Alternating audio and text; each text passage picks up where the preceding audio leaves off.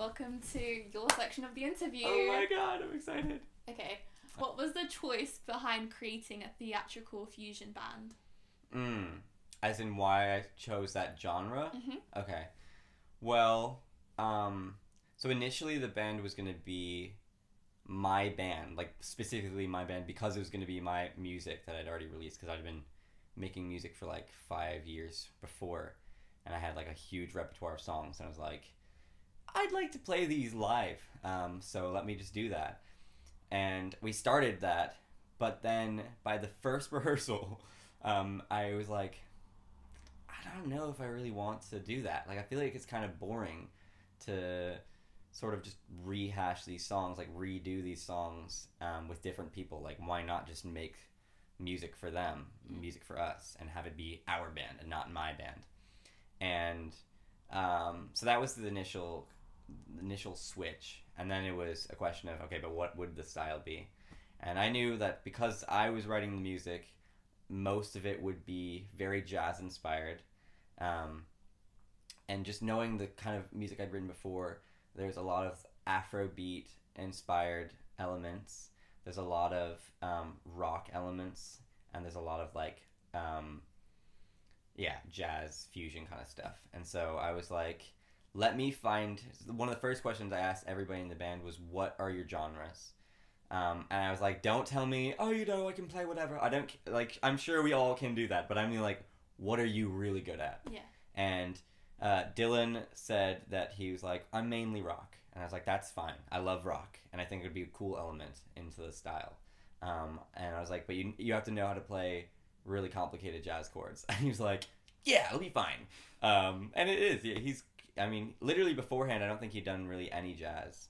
And then getting into it now, he's like, he knows how to do this stuff, which is crazy. And then Jude said that he mainly had done like Latin beats, African beats, and jazz drumming, and a little bit of rock. And I was like, so you're perfect for that? Or not a little bit of rock, a lot of rock. Yeah. It's like, that's literally the 4. So I think it was just a culmination of my style as a writer, and then knowing the genres that were suitable for each other. And then we didn't want a genre at first. We had just kind of gone the route of, let's just make music. Who cares about the style? Let's just make music. And eventually, after about a few months of rehearsals, as a business mindset, I was like, okay, but we do need something that we can say that we are, because we can't just say we're a band, because that doesn't come across well to venues. It's hard to pitch yourself and market yourself if you don't have a genre, as much as that sucks. And I remember we were sitting, it was me, Dylan, and Jude sitting at lunch at the Stannery, and we were like pitching ideas. We're like, it's gotta be fusion something. And we came up with confusion, which we were really, really proud of. We thought it was really funny because it was like a lot of play on words. And we kept that for a while, but we realized after the 4th gig that we did that nobody knew what that meant, because that's not a thing. We made that up, and it wasn't very clear. It was confusing to people. And so it didn't actually help us market it. It honestly probably made it a little bit worse for venues, because they were like, okay, well, what does that even mean? Yeah. And then we'd have to do the whole explanation of, oh, it's all of these things together. And then it was Cornish Bank when we did a Fivers event. It was like a £5 entry for people to come in, and I think 4 or 5 bands. And they wrote on their story, check out the Razz The Rose, a theatrical rock band. And we were like, ooh, theatrical rock is cool, but we need the fusion, so we switch out theatrical fusion, and that's been it since. So yeah, it's been a sort of fluid transition into that, and it might change. Who knows? Yeah. Ooh, interesting. So from that, because it's like a theatrical fusion band, or the way you've organized your band, are there any artists or bands that you've taken inspiration from? Oh yeah, of course. I would say that it's really interesting, because although I write the songs, I leave a lot of space for interpretation and a lot of space for individuality with artists, different musicians. And so what I might say is an influence for the band is probably more an influence on myself and what I'm playing. I'm sure that, Jude, I know exactly what Jude would say, but I won't spoil it. And I know that Dylan's answer would be different. But me personally, I would say my biggest influence, both creatively and sort of marketing-wise, would be Wolfpack. Which we've talked about a lot. Both big fans of Wolfpack. Love Wolfpack. I love everything about that band. Stylized, like, it's not that similar to us. Like, we're not a fusion funk band. But I think they really do have a theatrical feeling to them. Especially recently, they had a guy named Jacob Jeffries, I believe. And he is like a proper theater kid. A lot of their singers are like theater kids, and so you really feel that theater energy, which I love. And then their whole system they're based off of like session work. Like they're trying to sort of bring back the vibe of 70s session bands, of having lots of different artists be featured in. And so that is something we also emulate with our band a lot, with the Bouquet. Which I don't know if people know what that is, but and then so probably Wolfpack is the biggest one, but I think style wise the thing I'm closest to is Billy Joel, which I'm a massive Billy Joel fan. I've watched every interview like ever of his. But yeah, I love his approach to writing. I love his voice, even though he hates his own voice, which it really helps me because I'm not a huge fan of my voice. So I'm like, hey, if freaking Billy Joel is saying that he doesn't have a good voice, then I mean, I'm chilling then. It's gotta be humble. Yeah. So probably Billy Joel, and then also from Wolfpack, more specifically, Theo Katzman. His solo stuff is very folk, jazzy, kind of rock, and I'm obsessed with his writing style. It'd probably be those three. Okay, cool. And then just 70s bands generally, like 70s music is a big inspo. Yeah. But, yeah. I think, what other genres of music would you hope to incorporate into the band in the future? I mean, you've got a lot going on. Yeah. now, but is there anything that you're like, oh, this would be really cool to put into a song? Yeah. That's a good question. We are really into indie rock. We really, really like indie rock and that style. And I've written a few indie rock songs in my past, and then more recently, after I got back into it. But we actually chose not to go that route in terms of the band. Just because, as much as we're very open to our genres and our styles and love to incorporate everything, I think indie is just too much of a departure from our style. So like Pretty, the song I just released, that's like sort of indie pop vibes. And it was super fun to play. We played it live, but we were all kind of like, it's not the band though. We're really leaning more into I think the jazz and rock elements. But one thing that we all agree that we want to do more is funk. We love funk. I love writing funk. I've done a few funk songs in the past, but I'd really, really like to get into that. We just don't want to be too Wolfy, we don't we don't want to be a Wolf cover band, but I don't think we're there yet. Yeah. So you kind of answered this in the first question, but because each member have had their own like diverse backgrounds in terms of music, how do you think this influences like the songs in the band? Yeah. It definitely affects it. I write my style, but my style is always being influenced by those that I'm around, that I'm playing with, who I'm listening to, as I think every musician is. And so the more that I play with Jude, the more I play with Dylan, the more I play with Max, the more I play with Gemma, more, the whole family, I get bits and inspo from each of them. I'll feel the rhythm of the guitar that Dylan typically plays. I'll feel the fills that Jude likes to put in, and those will sort of subconsciously affect how I write, because I write for them. I write so that it affects, that it fits their vibe. Because I feel like if you're writing a song where the artist is having to change themselves to fit that, then you're not writing. Then that they shouldn't be in the band. And so I've been very, very careful with trying to make it feel them and giving them the spotlight of like, oh, that's such a Jude fill, or that's such a Max bass line. Max, I really don't write anything for Max. Max is just a insane machine when it comes to bass. I will just be like, man, the song, like I like literally he will hear it one time and be able to just be like, okay, cool, and then plays it perfectly.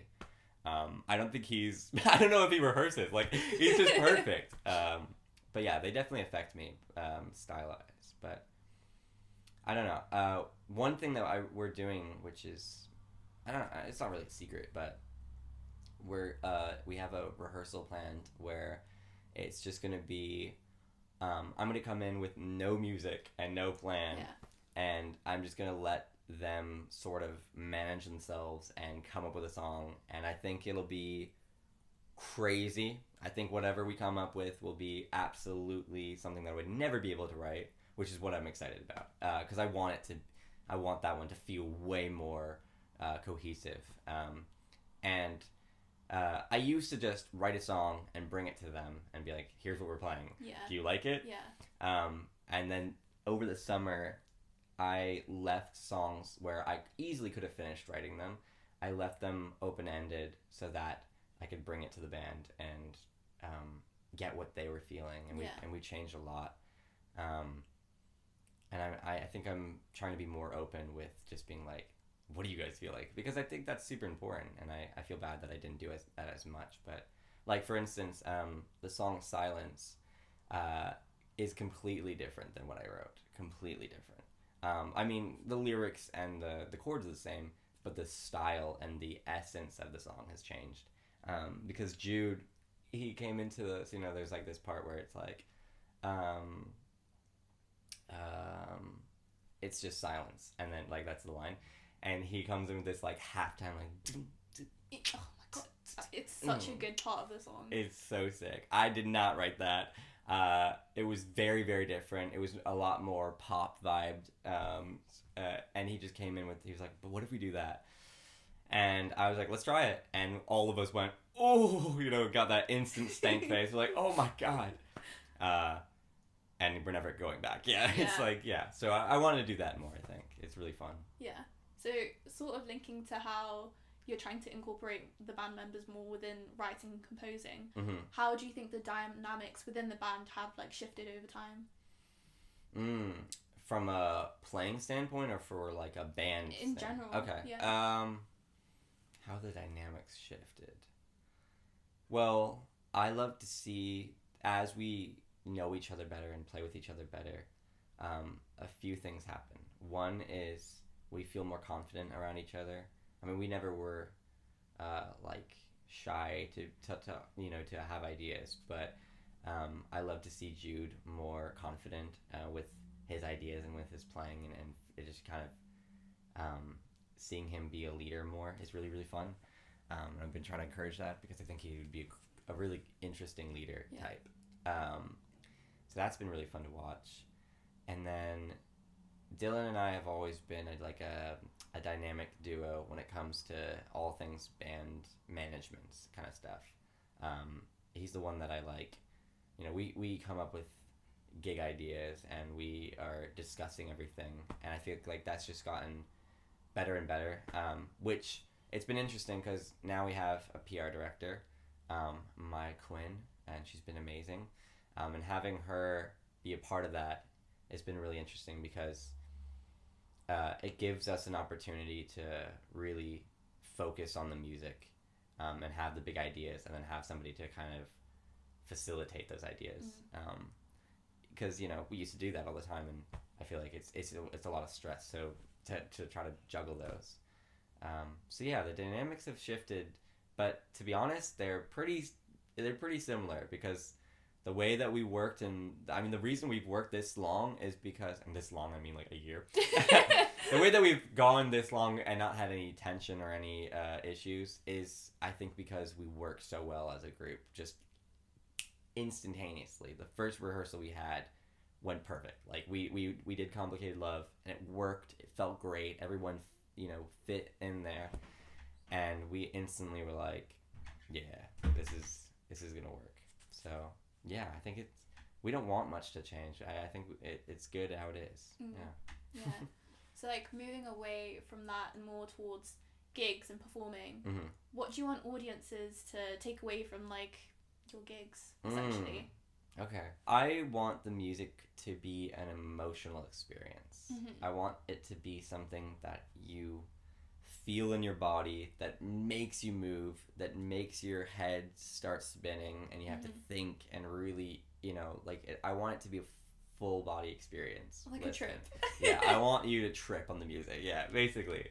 In the same way that we do when we're playing. I think that there's a lot of elements of the band where if you let loose and just kind of exist in the moment of the song, I think your body will do crazy things. Like I feel like you'll really feel things crazily, and not like a spiritual way, but just like maybe spiritual way. But I want people to really feel it.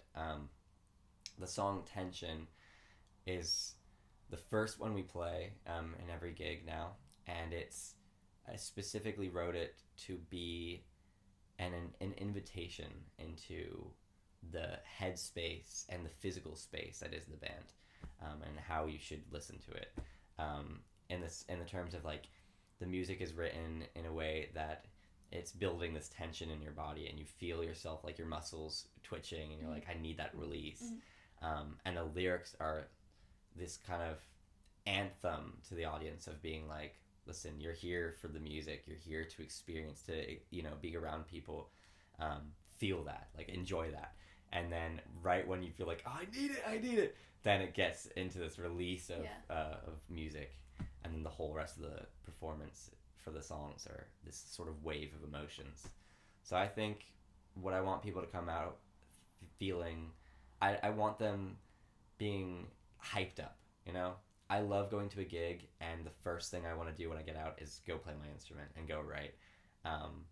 That is the vibe, just to give people an experience, to have a real emotional feeling, physical feeling.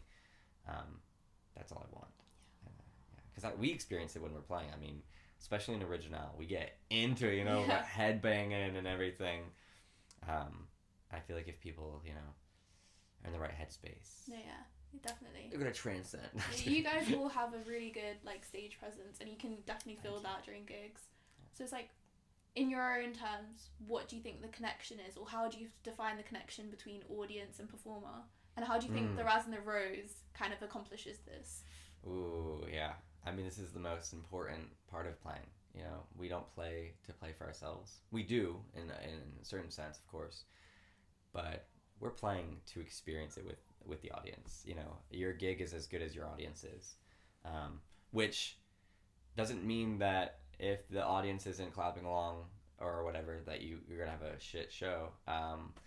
No, because you can help the audience feel stuff, and you can encourage them to feel it, like that song. But yeah, the experience of sharing that energy with the audience is crazy, because it fuels each other. Our energy is off the rocks, when we get there, we're ready to be, to experience that. And I think people who don't know us they start off a little bit timid, a little bit unsure of what, because you don't know what we're going to play. They don't know us. But once they start feeling it, we notice. And it sort of starts as like a pond. And you see the ripples start to form as the music progresses. I love that analogy. It's a really good way. And then at that point, you're like, you feel it. And that makes us play infinitely better. If I don't even need to see them. Like, really, it's not even a visual thing. necessarily. Like sometimes I've got my shades on, I'm concentrating, I'm just lost in the music, but I can feel even like the heat coming off the audience at some shows. I remember at Cornish for our very first gig, we played Strange, and the second that we got into like the end instrumentals where literally like I felt like a shockwave of like energy, just like I sound so spiritual in it. Maybe it is a spiritual experience. Yeah, it really is. But like literally, it felt like I felt my body like reacting to the feeling of them being there. Yeah. And it was so crazy. I mean, that's every performer feels that, I think, if they're doing it right, is that moment of like just euphoria where you're lost and you don't know, nothing in the world matters at that moment. It's just you're with these people and you're experiencing something together that's so special. I think every performer chases that. Like that's why you want to perform, is to experience things with the audience. And we've been really lucky to have some great audiences. I think still people are unsure of us as in terms of, one of the things that I love about our music is it's very unpredictable. I don't think anyone's gonna guess where it's gonna go next unless they've heard us. Like you can't, which puts the audience slightly at not at ease, at like a bit of tension, because they're not sure. Tension. I know it's all linked to the music, but like they don't really know what to expect, and so they're kind of held back. You can see them a little bit restricted, but I think in the future, as our name gets out there and what we are becomes more apparent, people will sort of have a more euphoric moment. But but still, even people who don't listen to us necessarily, like we've had some great audiences. Yeah. I'm really happy with that. And we're performers. Like me and Gemma are theater kids, obviously. So our whole job is to react and to influence the audience in ways, and so that's been helpful. Studying how to perform. Yeah. But still got work to do. Moving towards more your process of writing and composing, Mm-hmm. What is it? How do you go about writing music, composing it, and then introducing it to the band and rehearsing it? How does that go? So stage one is inspiration. Mm-hmm. I rarely sit down on the keys to write something. That's not my mentality. It comes to me first. So I'll be sitting in bed, I'll have watched a great movie or listened to a great song or something. I've experienced art in some way, and I'll just be like, I just instantly have to jump up and go play my keys. And my approach with writing for the band has been very different than my approach generally speaking, because the music I do independently is all MIDI based, meaning that I write it on my computer and it's loops and it's samples and stuff. But obviously that's not the same for the band. The band, I only do the keys and the vocals, and I'll record it, write it down on the Great Razz book, which you know now because you've seen it. The Holy Bible. Yeah, the Holy Bible. The Great Razz book. But yeah, we go through, I'll write the song, I'll come up with the lyrics. I do chords first. I'm music first that interprets the singing, or interprets the lyrics and influences the lyrics. So there's only been a few songs where the lyrics came first, like Strange, which tells you a lot about how my brain works, I think, considering that's like the weirdest song we have lyrically. But that was lyrics drove the music, whereas most of the stuff is music drives the lyrics. Which doesn't mean that I care any less about lyrics. It's just how my brain works. I'm, I think, a musician before I'm a lyricist, even though I love writing lyrics. I really enjoy it. So yeah, that's how I approach music. And then in terms of teaching the band, showing the band, so I'll come up with a bunch of songs. Usually it's like every rehearsal I have 3 new songs, because I pump them out very quickly. But I'll show them first. I'll play it solo. I'll show them the vibes, show them the structuring, and then it's a matter of what goes where. Yeah. And I think in full composition. So when when I can hear my song in my brain, I can hear this part goes here, this part goes there. That doesn't always happen. That doesn't always translate necessarily. Like, we don't always do it according to how my brain works, but that is sort of the first step, is me being like, okay, I think drums come in at this section, guitar this rhythm or something, and then once I give a loose framework of the song, then it's reinterpreted and stylized based off of the artists. Jude will change it up, give a suggestion. Dylan will change it up. Max will change it up. Gemma will be like, yeah, I'm just going to do it. I'm like, I know, you're perfect. Yes. So that's, yeah. And we go through and we just sort of work it out until it fits, right? Mm-hmm. And then recently we've done one-on-ones where we'll do a big, 4-hour, 5-hour rehearsal to go over the stuff. And then a couple hours later, Jude will come over, Dylan will come over, or whoever featured artist comes over to hear, and we'll just go over their part and sort of figure out what needs to be done, what is dynamic, what works better, what do you want to do, what feels right, and then we have a song. So yeah, it's a very, I think, organic, very fast paced, because we know how each other work. Like, they know what kind of stuff I look for, and my style, and love to make fun of me. Like the classic chord rhythms and stuff. They're like, yeah, we know where it's going. Which honestly just challenges me to be a better writer, because if I'm getting predictable, I'm not doing my job right. So it's a really fun to have them be like, let me guess where it goes, and I'm like, no, wrong. It doesn't go there. It goes here. So yeah, that's our approach. That's really cool. Yeah. What song for you was like the most difficult to compose, or like during the process you were like, oh, this is so like not right, and like how did you overcome that? Ooh, that's a good question. I'm trying to think. So in the Great Razz book, there is the Holy Bible. Yeah, the Holy Bible. There is this thing called the musical graveyard. And the musical graveyard is a concept I've had since I've started music way back when.